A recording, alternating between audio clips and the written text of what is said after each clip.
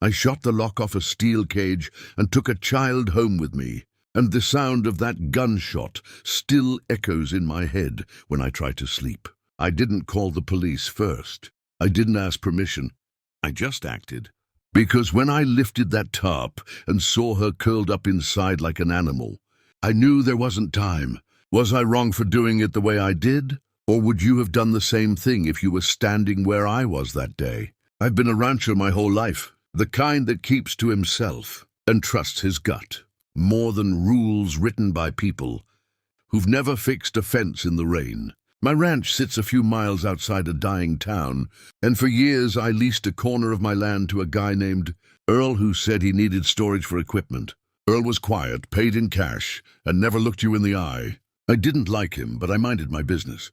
That changed the afternoon one of my calves got loose and wandered near Earl's shed. I went to fetch it, and I heard a sound that didn't belong on a ranch. Not a coyote, not wind. A thin human whimper. It stopped the moment I froze. I told myself it was nothing, that stress can make you imagine things, but it stuck with me like a burr under the saddle. Over the next few weeks I noticed more. Earl's place smelled wrong, sour and stale. He hauled water every day even though there was a well. And once, when I drove past at dusk, I saw a small shadow move behind the slats of his shed. I confronted him casually, asked what he was storing. He laughed too hard and said, "Animals." That night, I didn't sleep. I kept thinking about the whimper, the shadow, the way my stomach dropped. I grew up rough, but my mama taught me that kids are off limits, always. So I went back the next morning with my rifle, telling myself it was for snakes. I waited until Earl left. The shed was locked, chained like Fort Knox. I called out, my voice shaking, and from inside came a whisper. "Please!" I yanked the top away and saw the cage. It was a welded steel kennel bolted to the floor, barely big enough for someone to sit. Inside was a girl who looked maybe 10, but her eyes were older than mine. Her hair was matted, her wrists scarred. She told me between sobs that she'd been there for 2 years. 2 years. My hands went numb. I tried the lock. It wouldn't budge. I thought about calling the sheriff, but the nearest one was an hour away, and Earl could come back any minute. So I did the only thing my shaking body knew how to do. I stepped back and shot the lock clean off. When I opened the cage, she didn't move at first. She flinched when I reached out.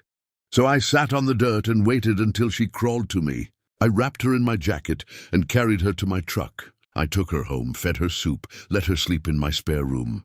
I didn't know what else to do, and I wasn't about to hand her back to the place that did that to her. So that was the situation I was in, and I had to make a choice that could ruin my life or save hers. Before I tell you what happened next, I want you to pause and comment below what you would have done in my shoes. Would you have waited for the law, or would you have pulled the trigger like I did? I called the authorities after she was safe and sleeping. When they arrived, they treated me like the criminal at first. Earl showed up screaming about trespassing and property damage. But then they saw the cage. They listened to her. The room went quiet. Earl was arrested on the spot. The investigation that followed dug up horrors I still can't fully process. She'd been taken from another state, hidden in plain sight. The sheriff apologized to me, said if I hadn't acted, she might not have survived much longer.